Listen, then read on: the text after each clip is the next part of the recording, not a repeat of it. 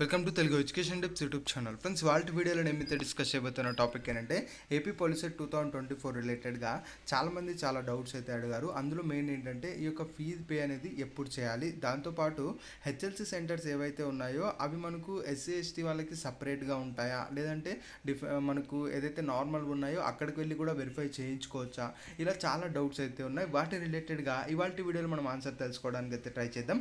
కాబట్టి వీడియో అనేది ఇంట్రెస్టింగ్గా యూస్ఫుల్గా ఉంటుంది, పూర్తిగా చూడడానికి అయితే ట్రై చేయండి. ఇక టాపిక్ అయితే స్టార్ట్ చేసే ముందు నా చిన్న రిక్వెస్ట్ ఏంటంటే ఇప్పటివరకు మన తెలుగు ఎడ్యుకేషన్ టిప్స్ యూట్యూబ్ ఛానల్ని మీరు ఎవరైనా సబ్స్క్రైబ్ చేయకుండా చూస్తున్నట్టయితే మీకు యూస్ఫుల్ అయ్యే ఇలాంటి న్యూ వీడియోస్ కోసం అయితే సబ్స్క్రైబ్ చేసుకోండి. ఫ్రెండ్స్, ఇక టాపిక్లోకి వచ్చేసినట్టయితే ముందుగా ఒకసారి అఫీషియల్ వెబ్సైట్ అయితే ఓపెన్ చేద్దాం. ఇక్కడ అఫీషియల్ వెబ్సైట్ ఓపెన్ చేసిన తర్వాత ఇక్కడ మనకు ఏదైతే పే ఫీ ఆన్లైన్ అని ఉందో, అంటే ఇక్కడ ఫీజు మీరు పే చేస్తున్నారంటే అది దాదాపు రిజిస్ట్రేషన్ అయిపోయినట్లే. ఇది మనం ఇప్పుడే పే చేయొచ్చా అన్న డౌట్ చాలా మందికి అయితే ఉంది. ఒకసారి దీని మీద క్లిక్ చేసినట్టయితే మనకు క్లియర్గా వీళ్ళు మెన్షన్ చేశారు. ఇక ఏదైతే రిజిస్ట్రేషన్ కానీ ఫీజు పేడ్ ఏదైతే ఉందో అది మనకు 24th నుంచి లేదంటే 24th పైన తర్వాత నుంచి మీరైతే చేయాలి అని అయితే చెప్పారు. అంటే ఇవాల్టి నుంచి మీరు రిజిస్ట్రేషన్ ఆర్ ఫీజు పేమెంట్ అనేది చేసుకోవచ్చు. జస్ట్ ఏం లేదు, సింపుల్గా మీ యొక్క పాలిసెట్ హాల్ టికెట్ నెంబర్, మీకు ఎంత ర్యాంక్ వచ్చింది, ఇక్కడ ఏదైతే క్యాప్చా కనబడిస్తుందో B3LYP అని, అది ఇక్కడ మీరు ఎంటర్ చేసి పే ఫీ ఆన్లైన్ అన్న దాన్ని మీరు క్లిక్ చేసినట్టయితే ఏదైతే మీరు ఫీజు పే చేయడానికి పోర్టల్ అనేది ఓపెన్ అయిపోతుంది మీ డీటెయిల్స్తో. అందులో మీరు ఏ విధంగా పే చేస్తారు, అంటే క్రెడిట్ కార్డ్ కావచ్చు లేదా డెబిట్ కార్డ్ కావచ్చు, ఏ విధంగా పే చేస్తారన్నది మీరు ఆ డీటెయిల్స్ అన్ని ఎంటర్ చేసి ఫీజు అనేది పే చేయాల్సి ఉంటుంది. ఇక్కడ ఎవరైతే మనకు OCBC ఉన్నారో వాళ్ళకి 700 రూపీస్ ఫీజు ఉంటుంది, SC/ST వాళ్ళకి 250 రూపీస్ ఫీజు అనేది ఉంటుంది. అలా మీరు ఫీజు అనేది పే చేసిన తర్వాత మీకు ఒక రిసిప్ట్ అనేది రావడం జరుగుతుంది. ఆ రిసిప్ట్ ప్రతి ఒక్కరు కూడా ప్రింట్అవుట్ అయితే తీసుకోండి. లేదు మీరు ఫీజు పే చేసిన తర్వాత మీరు వెనక్కి వచ్చేసారు అనుకోండి, ఆ తర్వాత ఇక్కడ ప్రింట్ రిసిప్ట్ అని ఉంది కదా, దాని మీద మీరు క్లిక్ చేసి ఇక్కడ ఈ డీటెయిల్స్ అన్ని ఎంటర్ చేసి, అంటే ఈ డీటెయిల్స్ అన్ని ఎంటర్ చేసి దీని మీద క్లిక్ చేసినా కూడా మీరు అయితే ఫీజు పే చేసిన రిసిప్ట్ అనేది వస్తుంది. గుర్తుపెట్టుకోండి, మీరు ఎప్పుడైతే సర్టిఫికేట్ వెరిఫికేషన్కి వెళ్తారో వెళ్ళేటప్పుడు ఖచ్చితంగా మీరు ఈ ఫీజు పే చేసిన రిసిప్ట్ అనేది ఉండాలి. లేదంటే మాత్రం 100% వాళ్ళు అనేది అలౌ అయితే చేయరు. కాబట్టి ఎవరైనా పేమెంట్ చేయాలనుకుంటే డెఫినెట్గా ఇవాళ నుంచి అయితే పేమెంట్ అయితే చేసుకోవచ్చు. ఇక రెండవది ఏంటి అంటే ఇక్కడ మనకు ఒకసారి గమనించినట్టయితే ఏదైతే ఎస్టీ కేటగిరీ వాళ్ళకి సపరేట్గా మనకు హెచ్ఎల్సి సెంటర్స్ ఉన్నాయి, దాంతోపాటు ఎవరైతే SC BC OC క్యాండిడేట్స్ ఉన్నారో వాళ్ళకి సపరేట్గా హెచ్ఎల్సి సెంటర్స్ అయితే ఉన్నాయని చెప్పి చాలామంది అడుగుతున్నారు. ఫ్రెండ్స్, ఇక్కడ గుర్తుపెట్టుకోండి, ఎస్టీ కేటగిరీకి మన కేటగిరీ సర్టిఫికేట్ ఉంటుంది కాబట్టి మేబీ వాళ్ళు సపరేట్గా కొన్ని హెచ్ఎల్సి సెంటర్స్లోనే వాటిని వెరిఫై చేయడానికి అవైతే మనకు పెట్టేసి ఉంటారు. ఇక్కడ ఈ 2 హెచ్ఎల్సి సెంటర్స్ ఏవైతే ఉన్నాయో అవి సిమిలర్గానే ఉంటాయి, ఇందులో డౌట్ అయితే లేదు. బట్ కాకపోతే ఏదైతే SC BC OC వాళ్ళకి ఎక్కువ హెచ్ఎల్సి సెంటర్స్ ఉంటాయి, ST వాళ్ళకి తక్కువ హెచ్ఎల్సి సెంటర్స్ ఉంటాయి. గుర్తుపెట్టుకోండి, ST వాళ్ళు ఎవరైతే ఉన్నారో వాళ్ళు కేవలం ఇక్కడ ఏవైతే హెచ్ఎల్సి సెంటర్స్ ఉన్నాయో వాటిలో మాత్రమే మీరు వెళ్ళాల్సి ఉంటుంది. ఇక్కడ నార్మల్ దానికైతే డెఫినెట్గా వెళ్ళకండి. ఎందుకంటే మీ యొక్క ఏదైతే కమ్యూనిటీ నేటివిటీ సర్టిఫికేట్ ఉంటుందో అది ఖచ్చితంగా ఇక్కడే వెరిఫై అనేది జరుగుతుంది కాబట్టి, ఎందుకంటే అఫీషియల్గా వీళ్ళు ఇక్కడ మెన్షన్ చేశారు. ఇక్కడ ఏ హెచ్ఎల్సి సెంటర్స్ ఉన్నాయంటే ఒకసారి దీన్ని మీద క్లిక్ చేసినట్టయితే మీకు ఒక PDF అనేది డౌన్లోడ్ అయిపోతుంది. ఆ PDF కనుక మీరు ఓపెన్ చేసుకున్నట్టయితే ఎక్కడ హెచ్ఎల్సి సెంటర్స్ ఉన్నాయని చెప్పి క్లియర్గా మీరైతే చూసుకోవచ్చు. అంటే ఎవ్రీ డిస్టిక్లో ఒక హెచ్ఎల్సి సెంటర్ అయితే ST వాళ్ళకైతే సపరేట్గా ఉంటుంది, దాంట్లో అయితే మీరు వెళ్ళొచ్చు. గుర్తుపెట్టుకోండి, కొన్ని డిస్టిక్స్లో మనకు సిమిలర్గా కూడా ఉండొచ్చు.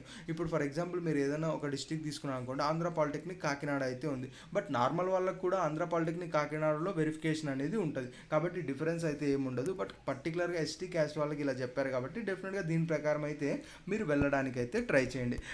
ఇంకా కొన్ని డౌట్స్ అడుగుతున్నది ఏంటంటే, బ్రో మాకనేది 28th అలా కౌన్సిలింగ్ అయితే పడింది, మేము 27th వెళ్ళొచ్చా, లేదు మాకు 30th కౌన్సిలింగ్ పడింది, మేము 29th వెళ్ళొచ్చా అని మీరు చాలామంది అయితే అడుగుతున్నారు. ఇక్కడ వెళ్ళొచ్చా అంటే డెఫినెట్గా వెళ్ళొచ్చు, ప్రాబ్లం అయితే లేదు. బట్ బిఫోర్ లాస్ట్ ఇయర్స్ నుంచి సినారియో ఎలా చేంజ్ అయిందంటే, అలా మీరు ముందుగా వెళ్ళినా కూడా మీది ఈ డేట్ కాదు, మీరు నెక్స్ట్ డే రావాలని చెప్పి చాలా వరకు అయితే పంపిస్తున్నారని ఇన్ఫర్మేషన్ అయితే ఉంది. కాబట్టి ఒకసారి మీరు కేర్ అయితే చేసుకోండి. కొన్ని హెచ్ఎల్సి సెంటర్స్లో ముందుగా వెళ్ళినా కూడా వర్క్ జరుగుతుంది, బట్ మోస్ట్ ఆఫ్ ది కేసెస్లో మీకు ఏ డేట్ అయితే ఉందో ఆ రోజున వెళ్ళడానికి ట్రై చేయండి. దాంతోపాటు పర్టికులర్గా ఏంటంటే ఇక్కడ మార్నింగ్ ఏదైతే 9 AM ఈ ర్యాంక్ 1 నుంచి 12,000 ఉండాలి. ఆ తర్వాత ఆఫ్టర్నూన్ వచ్చేటప్పటికి మనకు 1 నుంచి 6,000 మార్నింగ్ ఉండాలి, మనకు 6,000 నుంచి 12,000 వరకు ఆఫ్టర్నూన్ ఉండాలని ఏదైతే ఉందో అది మేబీ వర్కౌట్ అయితే అవ్వకపోవచ్చు. అంటే మీకు ఎంత లాస్ట్ ర్యాంక్ ఉన్నా మీకు ఇచ్చిన డేట్లో మీరు మార్నింగ్ అయినా వెళ్ళొచ్చు, ప్రాబ్లం అయితే ఏం లేదు. బట్ బిఫోర్ వెళ్తాము అంటే అది మేబీ వాళ్ళని కన్సిడర్ చేయకపోవచ్చు అని నేను చెప్తున్నా. మేబీ ఆఫ్టర్ అయితే వెళ్ళడానికి ఛాన్స్ అయితే ఉంది. అంటే ఎలా అంటే ఇప్పుడు మనకు 29th మీకు కౌన్సిలింగ్ ఉందనుకోండి, 29th మీరు మిస్ అయినట్టయితే 30th వెళ్ళొచ్చు, ప్రాబ్లం అయితే లేదు. కౌన్సిలింగ్ అనేది సక్సెస్ఫుల్గా జరుగుతుంది. ఇక్కడ కౌన్సిలింగ్కి ఏమేమి డాక్యుమెంట్స్ కావాలి ఏంటి అని చెప్పి కూడా చాలామంది అయితే అడుగుతున్నారు. దాని రిలేటెడ్గా నేను నెక్స్ట్ వీడియోస్లో అయితే మాట్లాడతాను. ఇంకా మెయిన్ ఏంటంటే ఈ యొక్క డాక్యుమెంట్స్లో చాలా వరకు స్టడీ సర్టిఫికేట్స్ లేదని కూడా చాలామంది అయితే అడుగుతున్నారు. ఫ్రెండ్స్, ఇక్కడ ఏ సర్టిఫికేట్ లేకపోయినా మీకు ఆల్టర్నేట్గా ఏదో ఒకటి కౌన్సిలింగ్లో వాళ్ళు అయితే చెప్తారు, అందులో నో డౌట్. మెయిన్గా ఇక్కడ మీరు గమనించాల్సింది ఏంటి, మీకు కావాల్సింది ఏంటి అంటే మీరు 10th క్లాస్ పాస్ అయ్యారా లేదా, ఆ యొక్క ఏదైతే మార్క్స్ కార్డు ఉంటుందో అది ఖచ్చితంగా ఇంపార్టెంట్ అనమాట. అది ఉంటే మీకు కౌన్సిలింగ్ అనేది అయిపోతుంది. ఇక్కడ క్యాస్ట్, ఇన్కము ఇవి ఏవి లేకపోయినా కూడా కౌన్సిలింగ్ అనేది అయిపోతుంది. ఇందులో ఎలాంటి డౌట్ అయితే లేదు. బట్ వాటి రిలేటెడ్గా ఉన్న బెనిఫిట్స్ ఏవైతే ఉంటాయో అవి మీకు యాడ్ అయితే అవ్వవు, కానీ డెఫినెట్గా కౌన్సిలింగ్ అయితే అయిపోతుంది. ఇక్కడ ఫీజు రింబర్మెంట్ ఏదైతే ఉందో ఆ కాన్సెప్ట్ గురించి నేను కమింగ్ వీడియోస్ అయితే చేస్తాను. దాంతోపాటు మోస్ట్ ఇంపార్టెంట్ వెబ్ ఆప్షన్స్ ఏదైతే ఉందో దాని రిలేటెడ్గా కూడా నేను కమింగ్ అయితే వీడియోస్ అయితే చేస్తాను. దయచేసి ఆ వీడియోస్ అయితే మిస్ అవ్వకండి. ఇంకా మీకు ఏ డౌట్స్ ఉన్నా డెఫినెట్గా కామెంట్ అయితే చేయండి. ఇంకా చాలామంది ప్రైవేట్ కాలేజెస్లో ఎలా జాయిన్ అవ్వాలి, మేనేజ్మెంట్లో ఎలా జాయిన్ అవ్వాలని కూడా అడుగుతున్నారు. దాని రిలేటెడ్గా కూడా నేనైతే మాట్లాడతాను.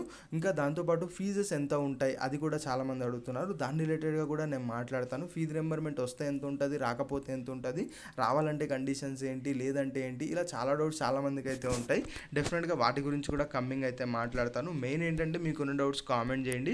రీసెంట్గా చాలా కామెంట్స్ అయితే వచ్చాయి. వాటి రిలేటెడ్గా ఏవైతే ఇప్పుడు యూస్ఫుల్ అవుతాయో వాటికి నేను ఈ వీడియోలో మీకు ఎక్స్ప్లెయిన్ చేశాను. నెక్స్ట్ కమింగ్ వీడియోలో డెఫినెట్గా ఇంకా మంచి ఏదైతే మీకు యూస్ఫుల్ అయ్యే వీడియోస్తోనే డెఫినెట్గా నేను వీడియోస్ అయితే చేస్తాను.